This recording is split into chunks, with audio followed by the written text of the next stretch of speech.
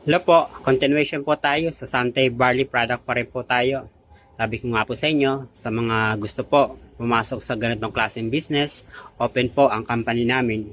Kaya kung wala pa po kayo naisip at na gusto niyo pong sumubok sa mga ganitong klaseng business, mag-message lamang po kayo para magabayan ko po at maibigay ko po sa inyo ang mga detalye para at least makapasok po kayo, kaya maging ka-business partner po kayo ng company namin. Kasi ako na nga po nagsasabi sa inyo, napakaganda po ng business, napakaganda po ng produkto, at napakaganda i-alok dahil nakakatulong po sa pangkalusugan po natin. Kaya kung ako man po sa inyo, kung gusto niyo din po makatulong sa ibang tao, dahil ang business po namin na ito ay helping business po.